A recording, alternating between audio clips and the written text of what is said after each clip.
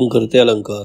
अलंकार में हमने अलंकार का मीनिंग पढ़ा, फिर अलंकार के दो भेद होते हैं, शब्दालंकार, अर्थालंकार। शब्दालंकार पढ़ा, शब्दालंकार ये 3 प्रकार के शब्दालंकार होते हैं, अनुप्रास अलंकार, यमक अलंकार, श्लेष अलंकार। अनुप्रास अलंकार आता है जहाँ पर एक ही वर्ण की आवृत्ति बार बार होती है, अनुप्रास अलंकार होता है। जैसे कल कानन कुंडल मोर पंखा उर पे बनमाल विराजती है, ये अनुप्रास अलंकार हो गया। फिर हमने पढ़ा यमक अलंकार। यमक अलंकार में क्या होता है, एक ही शब्द एक से अधिक बार इस्तेमाल होता है, हर बार उसका अर्थ अलग होता है, तो वो होता है यमक अलंकार।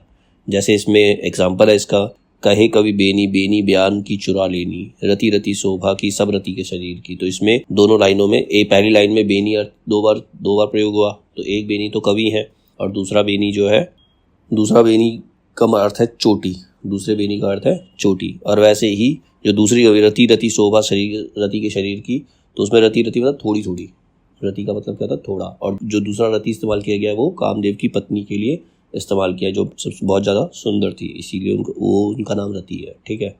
तो वो होता है यमक अलंकार। यमक अलंकार के बाद है श्लेष अलंकार। श्लेष अलंकार में क्या होता है, शब्द एक ही बार प्रयुक्त होता है, एक से अधिक बार प्रयुक्त नहीं होता, लेकिन उसी के दो अर्थ निकल जाते हैं, उसी एक ही शब्द के एक से अधिक अर्थ निकल जाते हैं, वो क्या होता है, श्लेष अलंकार होता है।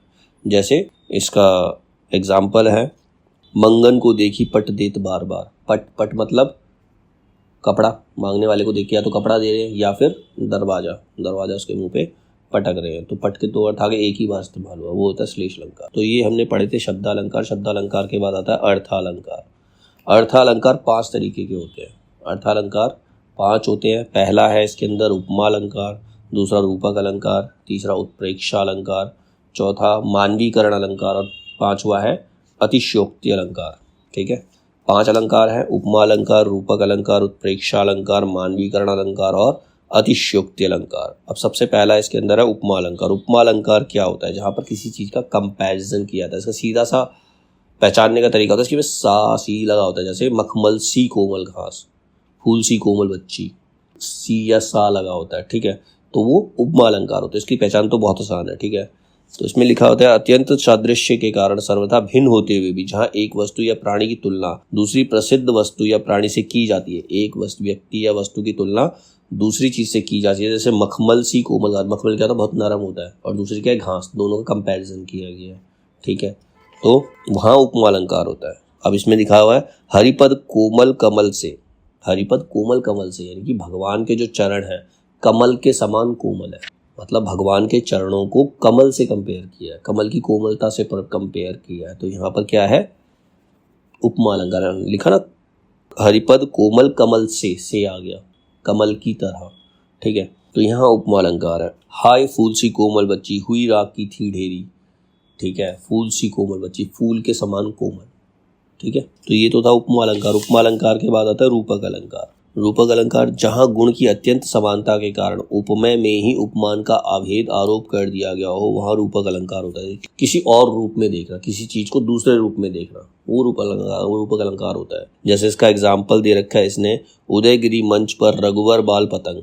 उदयगिरी मंच पर, उदयगिरी मतलब पहाड़ पर्वत के ऊपर, रघुवर एक बच्चे के पतंग के समान, एक छोटे से बच्चे को पतंग के समान दिखाई दे रहे हैं, ठीक है। तो वहां से उसको कंपेयर किया गया। दूसरा है विकसे संत सरोज सब हर्षे लोचन भृंग। प्रस्तुत हुए में पहला उदयगिरी पर मंच का रघुवर सा बाल पतंग, यानी कि सूर्य का संतों पर, पर्वत के पीछे क्या निकलता है, सूर्य निकलता है, ठीक है।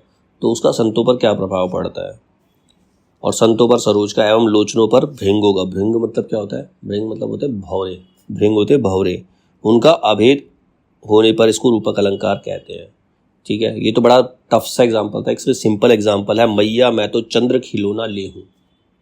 चांद रूपी खिलौना चाहिए, कृष्ण जी अपनी माँ से कह रहे हैं कि मुझे तो चांद रूपी खिलौना ही चाहिए, मैया मैं तो चंद्र खिलौनो ले हूँ। यहाँ चंद्रमा में खिलौने का उपमान आरोपित किया, चंद्रमा को खिलौने के समान बता के रूप में प्रस्तुत किया गया है, तो यहाँ रूपक अलंकार है। एक और एग्जाम्पल दे रखा है, चरण कमल बंदो हरि राई। चरण कमल, चरण कमल के समान चरण, ठीक है। चरणों को कमल के रूप में लिया गया, चरणों को कमल के रूप में लिया गया, तो यहाँ रूपक अलंकार, ठीक है। अब इसके बाद आता है उत्प्रेक्षा अलंकार। उत्प्रेक्षा अलंकार के अंदर क्या होता है, संभावना होती है, कल्पना होती है, किसी चीज़ की जब हम कल्पना करते हैं वहाँ पर उत्प्रेक्षा अलंकार होता है। जहाँ उपमेय में उपमान की संभावना अथवा कल्पना कर ली गई हो वहाँ उत्प्रेक्षा अलंकार होता है। इसमें बोधक शब्द है, जैसे मतलब इसमें पता कैसे चलता है, मानो, जानो, मनु, मनहु, जानो, जनु, जनहु, ज्यो, मतलब किसी चीज में कल्पना की गई होती है तो उत्प्रेक्षा अलंकार। तो ये जो शब्द आते हैं, जो शब्द पढ़े हैं ना इसके अंदर, मनो, मानो, मनु, मनहु, जानो, जनो, जनहु, ज्यो, ये शब्द आएंगे तो वहां पर उत्प्रेक्षा अलंकार होता है। जैसे उदाहरण दिया, मानो माई घन घन अंतर दामिनी, घन दामिनी दामिनी घन अंतर शोभती हरि ब्रज भावनी। अभी जो काव्य पंक्ति है इसमें रास लीला का सुंदर चित्रण दृश्य दिखाया गया है। कृष्ण जी की रास लीला का दृश्य दिखाया गया। रास के समय पर हर गोपी को लगता था कि कृष्ण उनके पास नृत्य कर रहे हैं, मतलब उनको ये कल्पना करती थी कि मतलब अब कृष्ण हर गोपी के पास तो जा नहीं सकते, लेकिन वो इतनी डूब जाती थी कि वो कल्पना करती थी कि कृष्ण उनके साथ है। ठीक है, गोरी गोपियां और श्याम वर्ण कृष्ण मंडलाकार नाचते हुए ऐसे लगते हैं मानो बादल और बिजली और बादल साथ साथ शोभायमान हो रहे हो। जब आकाश में बादल छाते हैं और बिजली चमकती है, बादल और बिजली एक साथ दिखाई देते हैं, ऐसे ही कृष्ण और गोपी जब साथ में नृत्य कर रहे होते हैं सब एक साथ दिखाई दे रहे हैं। तो उनको कंपैरिजन किससे किया है, बादल और बिजली से। कृष्ण और गोपियों को कंपेयर किससे किया है, बादल और बिजली से, कल्पना की गई है ये। ठीक है, तो यहाँ गोपिकाओं में बिजली की और कृष्ण में बादल की संभावना की गई है, तो यहाँ पर क्या है, उत्प्रेक्षा अलंकार। ठीक है, इसके बाद है चमचमात चंचल नयन, बीच घूंघट पट झीन, मनहु सुर सरिता विमल, जल उचरत जुगमीन। यहाँ पर झीने घूंघट में सुर सरिता के निर्मल जल की और चंचल में नयनों की दो उछलती हुई मछलियों की अपूर्व संभावना की गई है, इसीलिए उत्प्रेक्षा का सुंदर उदाहरण। अब देखो लाइन क्या लिखी है, चमचमात चंचल नयन, बीच घूंघट पट झीन, मतलब किसी सुंदरी ने, किसी स्त्री ने अपने मुंह के ऊपर पतला सा घूंघट डाला हुआ है पर्दे के, जिसमें से आर पार देख सकते हैं, ऐसा कुछ घूंघट डाला हुआ है और उसके बीच में से उसकी मछली जैसी आंखें दिखाई दे रही हैं। मीन मतलब मछली होता है, जिसने बोला चमचमात चंचल नयन, उसके चंचल नयन ऐसे चमक रहे हैं जैसे बीच घूंघट पट झीन, मतलब घूंघट के बीच में उसने जो चाली में से जो नजर आ रहे हैं, ऐसा लग रहा है मनहु सुर सरिता विमल जल उचरत जनमी, जैसा लगता है कि जो सरिता है, मतलब सरिता मतलब नदी, नदी के अंदर कोई दो मछलियां उछल रही हैं। तो इस प्रकार से कंपैरिजन किया गया इसके अंदर। तो यहाँ क्या है, प्रेक्षा अलंकार, कल्पना की गई है कि एक उसकी आंखें जो है मछलियों के समान, जैसे मछलियां पानी में उछलती हैं ऐसे ही उसकी आंखें घूंघट के बीच में से उछलती हुई नजर आ रही हैं, चमक रही हैं। इसके बाद क्या है, दूसरा एग्जाम्पल इसी का देखा है, सोहत ओढ़े पीत पट, श्याम सलोने गात, मनहव नील मणि शैल पर आतप प्रयोद प्रभात। अब इसको देखो, सोहत ओढ़े पीत पट, श्याम सलोने गात, श्याम क्या थे, श्याम वर्ण के थे, मतलब काले थे, गोरे नहीं थे। तो उनके ऊपर पीला पटका, मतलब उनका जो पीला वस्त्र है, अंग वस्त्र जो पीला होगा, पीले कपड़े पहनते थे, वो उसी प्रकार दिखाई दे रहा है जैसे नीलमणि शैल पर, मतलब पहाड़ पर, एक पहाड़ के, बर्फ के पहाड़ के ऊपर सुबह की सूर्य की किरणें पड़ रही हैं। समझ रहे हो, नीलमणि शैल पर मतलब काले पत्थर के पहाड़ पर सुबह की सूर्य की रोशनी पड़ रही है, उसी प्रकार कृष्ण जी के ऊपर वो पीले वस्त्र दिखाई दे रहे हैं। तो वो क्या है, उत्प्रेक्षा अलंकार। ठीक है, ये लिखा ना, सोहत ओढ़े पीत पट, पीला कपड़ा पहना है, श्याम सलोने गात, उन्होंने सलोने गात पीला कपड़ा पहना हुआ है, ऐसा लग रहा है मनहु नीलमणि शैल पर, एक काले पत्थर के पर्वत पर आतप प्रयो प्रभात, मतलब सीधा सूर्य की किरणें, सुबह सुबह की सूर्य की किरणें क्या होती है, सुनहरी होती हैं, वो पड़ रही हैं उसको। उपयुक्त काव्य पंक्तियों में श्री कृष्ण के सुंदर श्याम शरीर में नीलमणि पर्वत की और उनके शरीर पर जो शोभायमान पीताम्बर में प्रभात की धूप मनोरम संभावना अथवा कल्पना की गई है। सीधा लाइन में यही लिखा हुआ है। ठीक है, जो मैंने एक्सप्लेन किया तुम्हें। इसके बाद क्या है, एक और एग्जाम्पल दे दिया, उस काल मारे क्रोध के तनु कापने उसका लगा, मानो हवा के जोर से सोता हुआ सागर जगा। उस काल मारे क्रोध के तनु कापने उसका लगा, मानो हवा के जोर से सोता हुआ सागर जगा। जब किसी को क्रोध आता है, जब बहुत ज़्यादा कोई गुस्सा करता है, उसका शरीर कांपने लगता है, बहुत ज़्यादा जब गुस्सा करता है उसका शरीर कांपने लगता है, तो ऐसा लगता है कि हवा के जोर से सोया हुआ सागर जो है वो एकदम से जाग गया, उसकी लहरें उछल रही हैं। ठीक है, तो एक मनुष्य के क्रोध को सागर की लहरों से कंपेयर किया गया है। ठीक है, तो यहाँ पर क्या है, उत्प्रेक्षा अलंकार है, कल्पना की गई है। ठीक है, उपयुक्त पंक्तियों में अर्जुन के क्रोध से कांपते शरीर में सागर के तूफान की संभावना की गई। तनु जो इस्तेमाल किया गया है वो अर्जुन के लिए किया गया है। क्रोध से उसका शरीर कांप रहा है, ऐसा लग रहा है जैसे सागर में जो लहरें हैं उछल उछल कर, मतलब हवा ने सोए हुए सागर को जगा दी। फिर एग्जाम्पल अगला दे रखा है, कहती हुई जो उत्तरा के नेत्र जल से भर गए, हिम के कणों से पूर्ण मानो हो गए पंकज नए। मतलब कुछ ऐसी बात कहते हुए आँख, जैसे उत्तरा के जो नयन है, जल है, नेत्र जो है वो आँखों से आंसुओं से भर गए हैं। उत्तरा कौन थी? अभिमन्यु की पत्नी थी। कुछ कहते हुए उसकी आंखों जो आंसू जो आंखें जो हैं जल से भर गई हैं, आंसू से भर गई है। ऐसे लगता है जैसे हिम के कणों से पूर्ण मानो हो गए पंकज नए। मतलब पंकज किसके लिए? कमल के फूल जो होते हैं उसमें हिम के कण पड़े हुए हैं, ऐसे ही उसकी आंखों में आंसू नजर आ रहे हैं। जैसे कमल के फूल के ऊपर हिम के कण, हिम बर्फ तो रहेगी नहीं, पिघल जाएगी, वो बूंद की तरह दिखाई देगी, ऐसे ही उसकी आंखों में वो आंसू नजर आ रहे हैं। तो यहाँ पर कल्पना की, तो यहाँ पर क्या हुआ? उत्प्रेक्षा अलंकार। इन पंक्तियों में उत्तरा के अश्रुपूर्ण नेत्रों, आंसुओं से भरी आंखें, किससे? ओस जलकण युक्त पंकज, यानी कि कमल के ऊपर पड़ी हुई ओस की बूंदों से कंपेयर किया गया, संभावना की गई है। तो यहाँ पर क्या है? उत्प्रेक्षा अलंकार है। इसमें कुछ और भी उदाहरण दे रखे हैं, जैसे मुख बाल रवि सम लाल होकर ज्वाला सा बोधित हुआ। मुख लाल रवि सम लाल होकर, रवि क्या होता है? सूरज।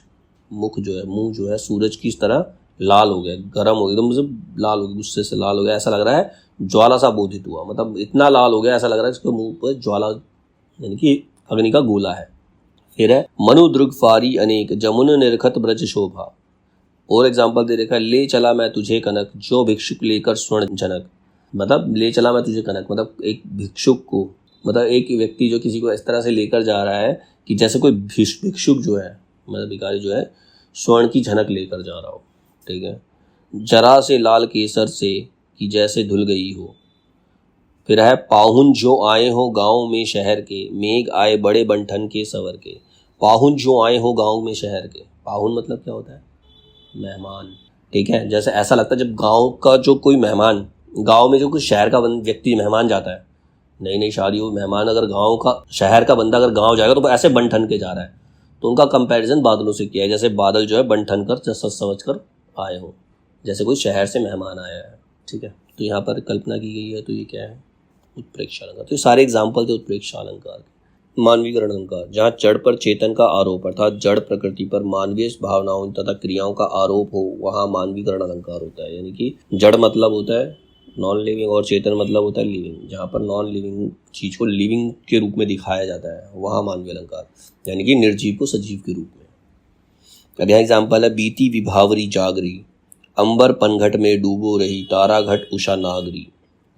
तो यहाँ पर उषा पर नागरी का आरोप होने के कारण यहाँ पर मानवीकरण अलंकार है। मतलब उषा का मतलब क्या होता है? सुबह का समय, जब सूरज उगने से पहले का समय होता है, जब सब कुछ पीला पीला सा नजर आता है, सुबह के टाइम पे 5:30 या 5:45 के टाइम पे जैसा मौसम होता है, उसको उषा का समय कहते हैं। ठीक है। भौर भी कई जगह भोर बोलते हैं, भोर का समय। ठीक है। तो वो होता है। तो यहाँ पर उषा को नागरी मतलब पूरा नगर के से कंपेयर किया गया, उसको सजीव रूप दिया गया है। ठीक है। तो क्या है? यहाँ पर मानवीकरण अलंकार कर दिया, मतलब सुबह का उन्होंने एक मानवीकरण कर दिया, उसको मानव के रूप में दर्शा दिया। नेक्स्ट एग्जाम्पल है, लो यह लतिका भी भर लाई मधु मुकुल नवल रस गागरी। लो यह लतिका भी भर लाई मधु मुकुल नवल रस गागरी। नए रस की गागरी मतलब है गागर, घड़ा। ठीक है। तो यहाँ पर मुकुल क्या होता है? मधु मुकुल मतलब मधुमक्खी जो है वो रस का घड़ा भर कर ले आई है। तो यहाँ पर भी उसको कंपेयर किया गया सजीव चीज से। तो क्या है वो? मानवीकरण अलंकार है। जैसे अब इसने सेम लाइन दोबारा लिखी जो उत्प्रेक्षा अलंकार में हुई थी, मेघ आए बड़े बंठन के सवर के। अब मेघ तो बंठन के सवर के आ नहीं सकते, तो उसको मानव के रूप में दिखाया कि बंठन के सवर के आए बिल्कुल एटीट्यूड में। जहाँ बारिश नहीं हो रही थी ना, ऐसा लगता है बादल एकदम एटीट्यूड में आए एकदम से, जैसे कोई बड़ा मेहमान आ गया हो शहर का गाँव के अंदर। तो उसी तरह से इसको मेघों को क्या है? एक इंसान के रूप में दिया, बड़े बंठन के एटीट्यूड में आ रहे हैं। तो वह क्या है? मानवीकरण कर दिया उसने, मेघों का क्या कर दिया? मानवीकरण कर दिया। फिर है, दिवस वासन का समय मेघमय आसमान से उतर रही संध्या सुंदरी परी सी धीरे धीरे। अब दिवस वासन का समय मतलब दिवस मतलब दिन खत्म होने को है, वो समय आ गया है। मेघमय आसमान से, अब आसमान में बादल छाए हुए, बादल से भरा हुआ है, वहां से ऐसे संध्या सुंदरी इस प्रकार आई, संध्या शाम का समय इस प्रकार आ रहा है जैसे कोई सुंदरी उतर कर आ रही है। तो संध्या शाम का समय होता है, जब सूरज डूबने के बाद और अंधेरा होने से पहले वो संध्या का समय होता है। तो वो ऐसा लग रहा है कि सुंदर परी की तरह उतर कर आ रही हो, क्योंकि वो मौसम भी बड़ा सुहावना सा लगता है उस समय भी जब सूरज डूबने के बाद और शाम होने से पहले का मौसम बहुत बढ़िया लगता है। कभी शाम को छत पे जाके देखोगे तो बहुत अच्छा लगता है, मनोरम लगता है। तो ऐसा लगता है कोई सुंदर सी परी आसमान से उतर कर आ रही, तो उसको परी के रूप में प्रदर्शित कर दिया। तो यहाँ पर संध्या का मानवीकरण कर दिया, संध्या का शाम के समय का मानवीकरण कर दिया, उसको एक परी के रूप में दर्शा दिया, तो ये मानवीकरण अलंकार है। ठीक है, इसके बाद आता है अतिशयोक्ति अलंकार। अतिशयोक्ति अलंकार ऐसी चीज़ों का इस्तेमाल करना जो पॉसिबल ही ना लगे। ठीक है, जो पॉसिबल ही ना हो, जैसे हनुमान की पूंछ में लगन ना पाई आग, लंका सिगरी जल गई, गए निशाचर भाग। ये एग्जाम्पल था अतिशयोक्ति का, सबसे बेस्ट एग्जाम्पल था कि हनुमान की तो पूंछ में आग तक नहीं लगी और उन्होंने पूरी पूरी लंका जला डाली। ऐसा पॉसिबल नहीं हो सकती। यहाँ अतिशयोक्ति, चमत्कार, मतलब ऐसा लगा चमत्कार हुआ कुछ। ऐसे ही एक और एग्जाम्पल था महाराणा प्रताप। राणा ने सोचा इस पार, तब तक चेतक था उस पार, एक नाले में फंस गए थे। राणा सोच ही रहे थे कि चेतक छलांग मार के नाला पार कर चुका था, चाहे उसके बाद उसकी मृत्यु हो गई थी, उसके बाद वो उठ नहीं पाया था, जो चेतक था वहीं पर मर गया था। तो ऐसा है कि एक घोड़ा नाला, इतनी ऊंचा लंबा चौड़ा नाला कैसे कूद सकता है? अतिशयोक्ति, हैरानी वाली बात है। तो ठीक है, तो ये अतिशयोक्ति अलंकार है। तो पढ़ते हैं इसको, क्या है अतिशयोक्ति अलंकार। जहाँ किसी वस्तु, पदार्थ अथवा कथन का वर्णन लोक सीमा से बढ़कर प्रस्तुत किया गया हो, मतलब जो पॉसिबल ना हो, इस प्रकार से इसको वर्णित कर रखा है, तो वहाँ पर अतिशयोक्ति अलंकार होता है। उदाहरण दे रखा है, भूप सहज 10 एक ही 12, लगे उठावन टरत न टारा। जैसे धनुर्भंग के समय, मतलब धनुष जब राम और सीता का विवाह होता है, धनुष उठाने की बोले, धनुष भंग के समय क्या था, 10,000 राजा एक साथ ही उस धनुष को उठाने लगे थे। जब किसी से नहीं उठा तो सारे राजा खड़े हो गए थे, सब मिलकर हम उसको उठा लेंगे, पर वो फिर भी नहीं हिला। अब ऐसा कैसे हो सकता है, एक धनुष 10,000 लोगों से भी ना उठाओ?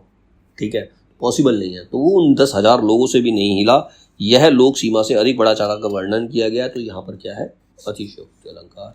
ठीक है, ठीक है ना। भूप सहज 10 एक ही 12, 10,000 राजा, भूप मतलब राजा, एक ही बार धनुष उठाने लगे लेकिन फिर भी नहीं हिला। तो ये क्या है, अतिशयोक्ति अलंकार है, चमत्कारी ही है ये। दूसरा एग्जाम्पल इन्होंने लिखा है, चंचला स्नान कर आए चंद्रिका पर्व में जैसे, उस पावन तन की शोभा आलोक मधुर थी ऐसे। इसमें नायिका के रूप सौंदर्य का यहाँ अतिशयोक्तिपूर्ण वर्णन किया गया है। चंचला स्नान कराए चंद्रिका पर्व जैसे, मतलब उस नायिका का शरीर ऐसे लग रहा है कि चांद की रोशनी में धुलकर स्वयं चांद बाहर आ गया हो, इतना भी नहीं चमक सकता। ठीक है, ऐसा लग रहा है आलोक, मतलब इस पृथ्वी की ही ना हो वो। तो ये बड़ा चढ़ाकर वर्णन किया गया है। तो ये क्या है, अतिशयोक्ति अलंकार है। अब इसके आगे और अतिशयोक्ति अलंकार के एग्जाम्पल दे रखे हैं, जैसे आगे नदियाँ पड़ी अपार, घोड़ा कैसे उतरे उस पार, राणा ने सोचा इस पार, तब तक चेतक था उस पार। आगे ना ये लाइन, तो ये पूरी लाइन तो इस प्रकार से है, आगे नदियाँ पड़ी अपार, घोड़ा कैसे उतरे पार, राणा ने सोचा इस पार, तब तक चेतक था उस पार। तो सोच ही रहे हैं कि चेतक ने घोड़ा नदी पार कर दी, तो ये संभव नहीं है, असंभव चीज है। अतिशयोक्ति जैसे राणा अभी सोच ही रहे थे कि घोड़ा नदी के पार हो गया, तो सच्चाई में तो ये पॉसिबल नहीं होता। दूसरा एग्जाम्पल भी वही दे रखा है इसने, हनुमान की पूंछ में लगन ना पाई आग, लंका सगरी जल गई, गए निशाचर भाग। यहाँ हनुमान की पूंछ में आग लगने से पहले ही लंका के जल जाने का उल्लेख है, जो कि असंभव है। ठीक है, और एग्जाम्पल दे रखा है, वह शर इधर गांडीव गुण से भिन्न जैसे ही हुआ, धड़ से जयद्रथ का इधर सिर छिन्न वैसे ही हुआ। अब यहाँ पर क्या है, गांडीव किसके पास था, अर्जुन के पास। गांडीव उसके धनुष का नाम था। अब ऐसा उसने ये बोला, कवि कह रहा है कि जैसे ही गांडीव से धनुष छूटा, जैसे ही तीर छूटा, वैसे ही जयद्रथ का सर जो है धड़ से अलग हो गया। तो कुछ समय तो लगेगा तीर को ट्रैवल करने में, तो संभव सी। जयद्रथ कौन था, जयद्रथ था दुर्योधन का जीजा, जिसने पांडवों को रोककर अभिमन्यु को मरवाया था। उसके बाद जब अर्जुन ने शपथ ली थी कि मैं अगर शाम तक इसको नहीं मारा तो मैं अग्नि में कूद के आत्महत्या कर लूंगा, फिर कृष्ण जी ने भ्रम पैदा किया, उन्होंने छुपा दिया जयद्रथ को, फिर कृष्ण जी ने भ्रम पैदा कर दिया सूर्य अस्त करने का, तो निकल के बाहर आ गया, तो कृष्ण जी हट गए वहाँ से, तब उन्होंने अर्जुन ने उसके ऊपर वार किया था। ठीक, तो वही चीज़ है। गांडीव का गुण इस प्रकार दिखाया गया कि उससे तीर छूटते ही जयद्रथ का सिर जो था वो शरीर से अलग हो गया। तो ये संभव सी बात है एक तरह से। फिर है, जिस वीरता से शत्रुओं का सामना उसने किया, असमर्थ होकर उसके कथन में मौन वाणी ने लिया। मतलब ऐसी वीरता से उसने शत्रुओं का सामना किया कि कोई भी वाणी असमर्थ है उसकी वीरता का बखान करने के लिए। तो ऐसा भी नहीं होता है। ठीक है, तो ये सारे अतिशयोक्ति अलंकार थे, जहाँ पर चमत्कार हो, असंभव चीज को करने का बड़ा चढ़ा के वर्णन किया गया, वो क्या होता है, अतिशयोक्ति अलंकार होता है। ठीक है, तो ये हमारे 5 थे अर्थ अलंकार।